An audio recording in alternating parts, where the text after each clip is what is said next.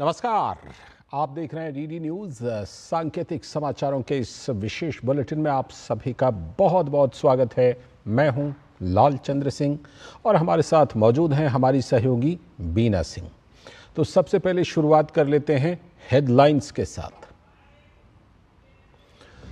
वित्त मंत्री निर्मला सीतारमण ने लोकसभा में बजट को बताया विकसित भारत का बजट। कहा, बजट में हर वर्ग का रखा गया है ध्यान। केंद्रीय मंत्री जेपी नड्डा ने बजट को बताया समावेशी। कहा, कांग्रेस काल में आमदनी और लीकेज का गहरा रिश्ता रहा।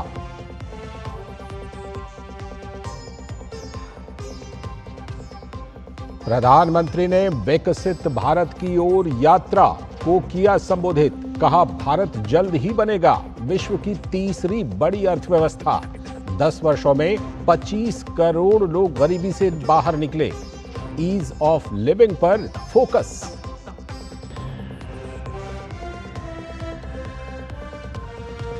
केरल के वायनाड में भूस्खलन से भारी तबाही। मारे जाने वालों का आंकड़ा 93 के पार। 128 लोग घायल, कई लापता। प्रधानमंत्री नरेंद्र मोदी ने केरल के सीएम से किया हर संभव मदद का वादा। रक्षा मंत्री ने सेना प्रमुख से की बात। मौके पर पहुंची सेना की टुकड़ी।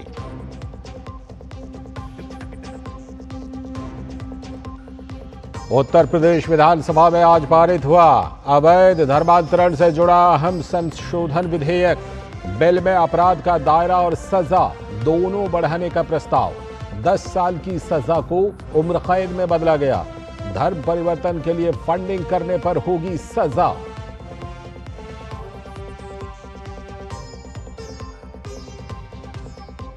दिल्ली कोचिंग हादसे में मौत से जुड़ी याचिका पर हाई कोर्ट में कल होगी सुनवाई। याचिका में हादसे की उच्च स्तरीय जांच की मांग।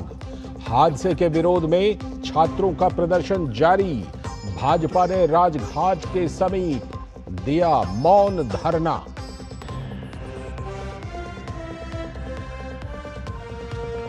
और पेरिस ओलंपिक में भारत के खाते में एक और पदक। मनु भाकर सरबजोत सिंह की जोड़ी ने देश को दिलाया कांस्य। राष्ट्रपति और प्रधानमंत्री ने दी शुभकामनाएं। प्रधानमंत्री ने सरबजोत से फोन पर बात करके दी बधाई। एक ही ओलंपिक में 2 पदक जीतकर रचा मनु ने इतिहास।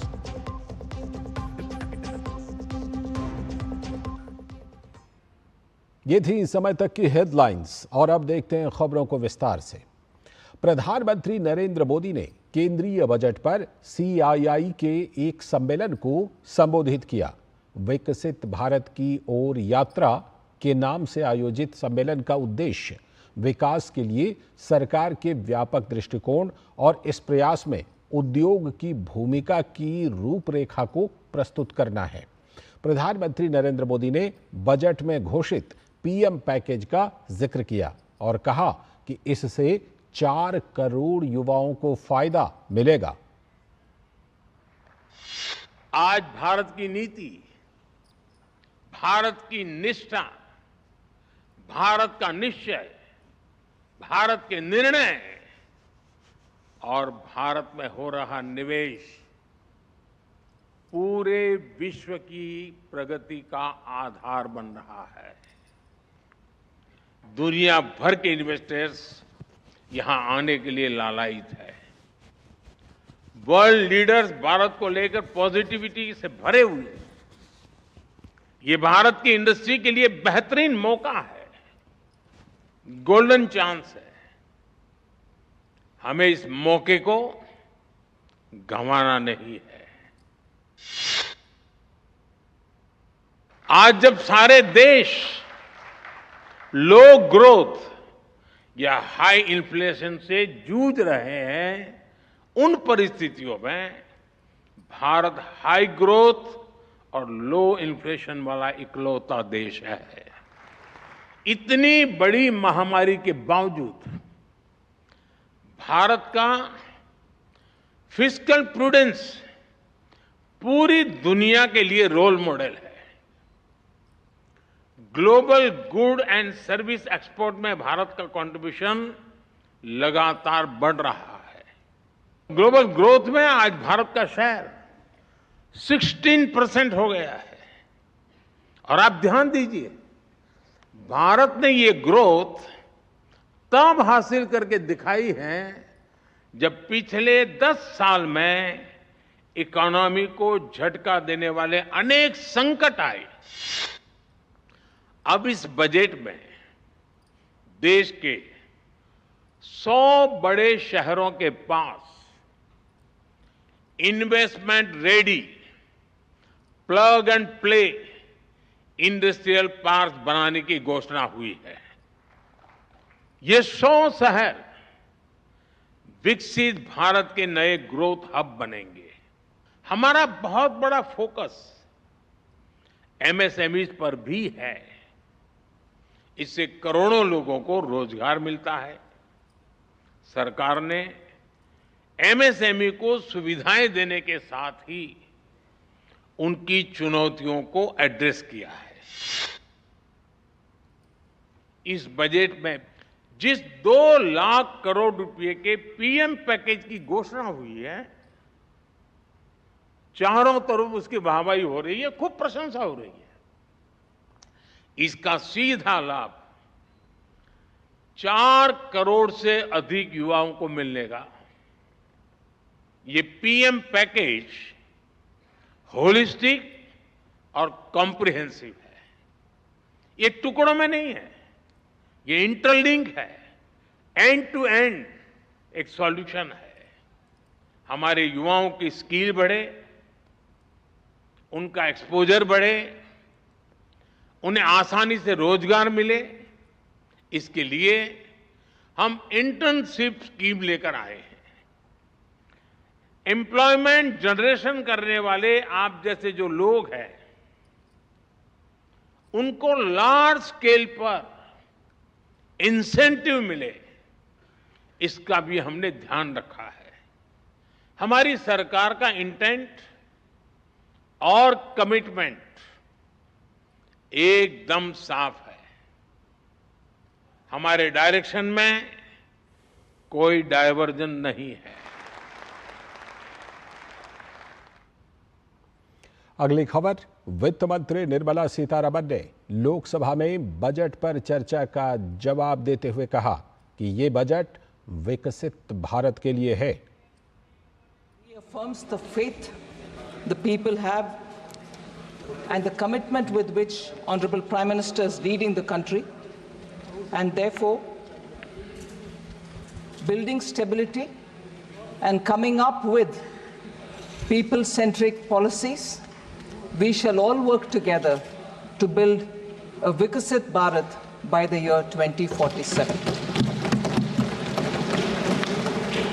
I am extremely humbled by the trust faith. I am extremely humbled by the trust vested in me by Honorable Prime Minister, and it encourages me to work even harder to attain government's vision of विकसित भारत। और वित्त मंत्री ने कहा कि यह budget पूर्व की आकांक्षाओं को पूरा करने वाला है। Actually seeks to consolidate all the earlier accomplishments. It also outlines measures in order that we overcome the challenges, and 2 core elements have been highlighted.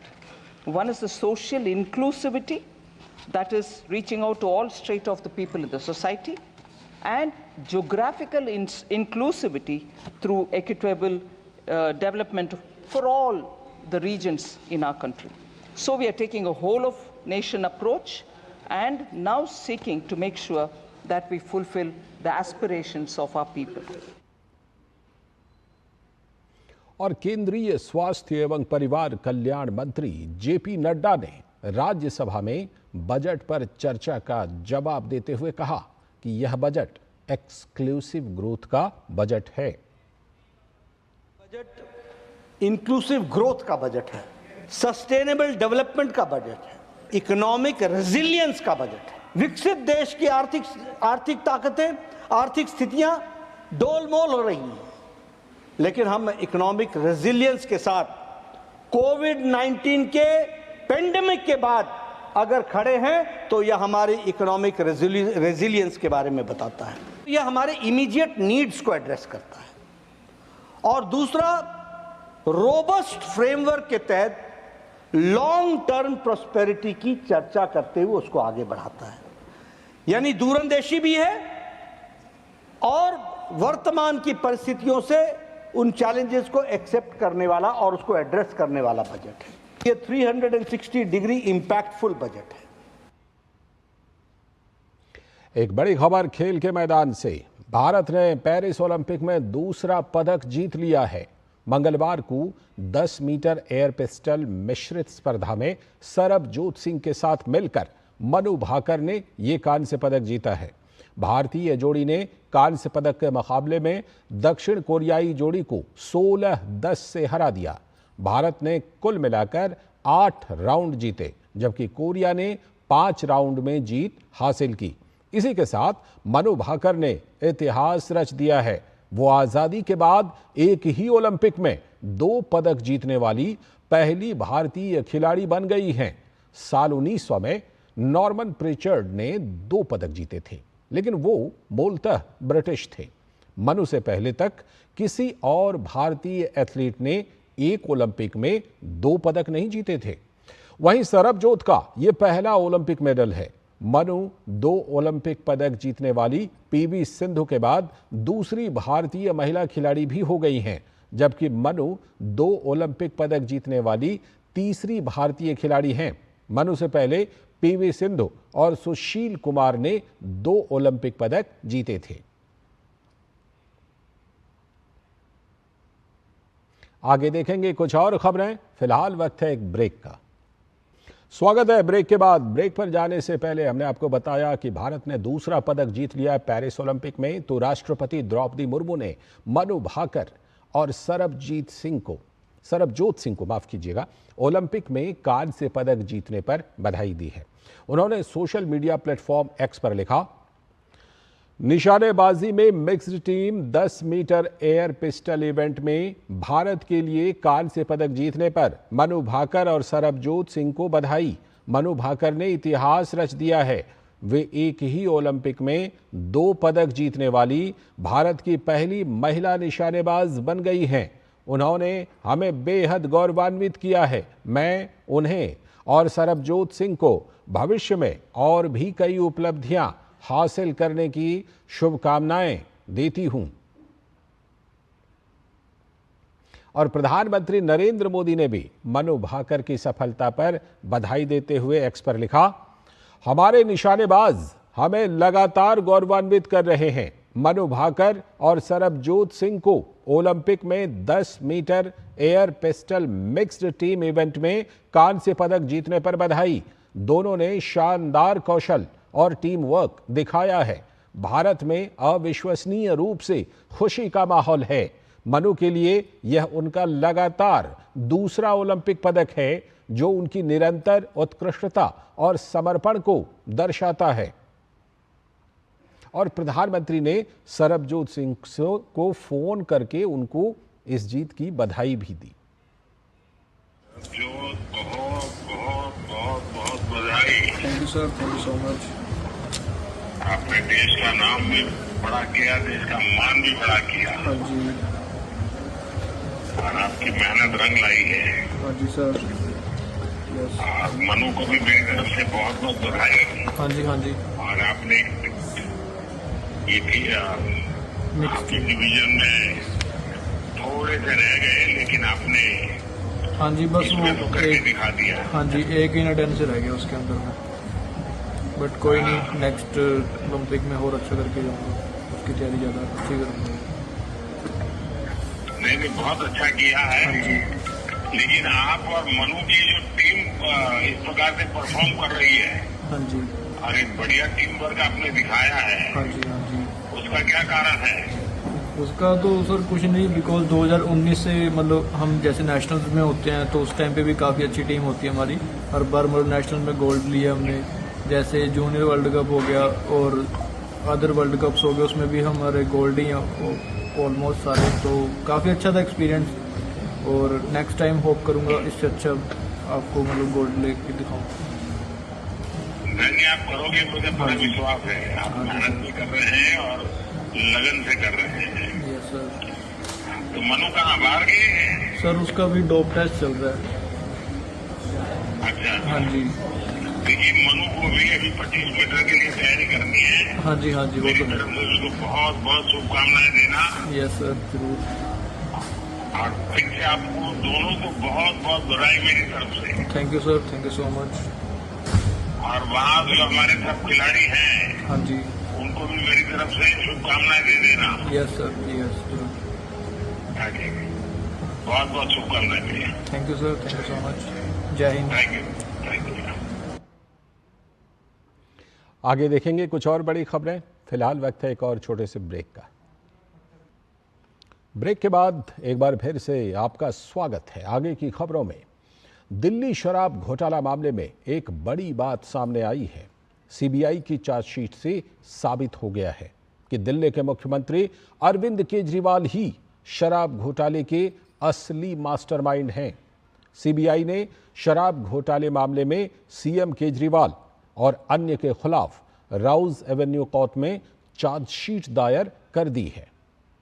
तो वहीं दूसरी ओर भाजपा के प्रवक्ता शहजाद पूनावाला ने कांग्रेस पर निशाना साधते हुए कहा कि कांग्रेस लापरवाही के कारण हो रही घटनाओं के लिए आवाज नहीं उठाती है। केजरीवाल जी की पार्टी को कांग्रेस पार्टी, समाजवादी पार्टी और अन्य दल पार्लियामेंट में खड़े होकर राजेंद्र नगर में हुई हादसा नहीं हत्या के लिए जिम्मेदार ठहराते हैं और 30 जुलाई को जंतर मंतर में उनके साथ खड़े हो जाते हैं। कुछ दिन पहले पटेल नगर में कोई इलेक्ट्रिक्यूट हो जाता है, तो कोई सदर बाजार में इलेक्ट्रिक्यूट हो जाता है, तो कोई भजनपुरा में, कोई रोहिणी में, और बच्चे डूब के मर जाते हैं। और इसके लिए कोई प्रदर्शन इंडिया अलायंस नहीं करता। आज इंडिया अलायंस प्रदर्शन कर रहा है तो अरविंद केजरीवाल के लिए। ये इनका असली चेहरा है। इनकी प्राथमिकता दिल्ली वासी या देश की जनता नहीं, केवल दल हित है। आगे बढ़ने से पहले एक और छोटा सा ब्रेक। स्वागत है ब्रेक के बाद। अगली खबर, जेएनयू की वाइस चांसलर प्रोफेसर शांति श्री धुलीपुड़ी पंडित को आज कर्नल कमांडेंट की उपाधि से सम्मानित किया गया। एनसीसी के अपर महानिदेशक मेजर जनरल एसपीएस विश्वास राव ने उन्हें ये रैंक प्रदान की। जेएनयू की वाइस चांसलर कर्नल प्रोफेसर शांति श्री धुलीपुड़ी पंडित से खास बातचीत की है हमारे संवाददाता गिरीश निशाना ने। जेएनयू की वाइस चांसलर प्रोफेसर शांति श्री धुलीपुड़ी मैडम को कर्नल कमांडेंट की रैंक से सम्मानित किया गया है। मैम क्या कहना चाहेंगे, आज जिम्मेदारी बढ़ गई है? नहीं, मैं बहुत खुश हूँ क्योंकि मैं जब छात्र थी, मैं स्कूल और कॉलेज में एनसीसी कैडेट थी। मैं कभी सोचा नहीं कि मुझे इतना बहुत नेशनल ऑनर मिलेगी और मैं इस ऑनर को बहुत बड़ी समझती हूँ। आगे भविष्य में एनसीसी को बढ़ाने के लिए किस तरह के प्रयास किए जाएंगे? सर, यहाँ एनसीसी बढ़ाने के लिए, क्योंकि जेएनयू में जो भी बच्चे आते हैं वो राष्ट्रवादी होते हैं, पर ये एनसीसी से उनका डिसिप्लिन और सैक्रिफाइस, ये दोनों गुण उनमें बढ़ाने के लिए हम यहाँ स्पेशल स्कीम्स चलाएंगे। हमारे ईसी और इंसेंटिव्स, जो हम इंसेंटिव्स बोलते हैं बच्चों के लिए, आजकल बच्चों को इंसेंटिव्स चाहिए, तो इंसेंटिव्स देने के लिए। और एनसीसी भी बहुत बदल गए है। मुझे कहा एनसीसी में अब बहुत ज़्यादा एक्टिविटीज़ भी आ गए, वो सिर्फ एक्सरसाइज, फिजिकल एक्सरसाइज से रहा नहीं। सो बच्चों के लिए करियर बनाने के लिए और उनके आगे जाने के लिए भी बहुत महत्व है। आप एक कैडेट रही हैं, एक कैडेट से लेकर कर्नल तक का सफर किस तरह देखते हैं? मैं कभी सोचा नहीं कि मैं कैडेट से कर्नल बन जाऊंगी। सो इसीलिए मैं भगवान को मेरी I give my gratitude and to ministry of defence, government of India, जो मुझे ये बहुत बड़ा सम्मान दिया है आज। और इसके अलावा एनसीसी के अपर महानिदेशक मेजर जनरल एसपीएस विश्वास राव ने इस मौके पर क्या कुछ कहा, आइए सुनते हैं। हमारे साथ दिल्ली निदेशालय के अपर महानिदेशक मेजर जनरल एसपीएस विश्वास राव सर हैं। आज बहुत गर्व का दिन है कि हमने वाइस चांसलर जेएनयू को आज हमने एनसीसी के कर्नल कमांडेंट रैंक से नवाजा है। सेकंड है ये, पहली बार हमने लास्ट ईयर जामिया मिलिया इस्लामिया की जो मैडम थी vice chancellor Najma Akhtar ma'am, उनको बनाया था। बहुत खुशी हो रही है कि दिल्ली के 2 वाइस चांसलर्स इस तारीख में आज इस रैंक पे हैं। वो हैं आज जेएनयू के और दूसरे हैं जो गुरु नानक यूनिवर्सिटी है उसमें से। आशा करता हूं कि इस जो कार्रवाई है गवर्नमेंट ने जो सैंक्शन दी है, इससे एनसीसी को और भी बल मिलेगा दिल्ली के अंदर। इससे एनसीसी को और ज्यादा बल मिलेगा। कैमरामैन रमाकांत के साथ गिरीश निशाना, डीडी न्यूज, दिल्ली। इस विशेष बुलेटिन में इतना ही। अनुमति दीजिए। नमस्कार।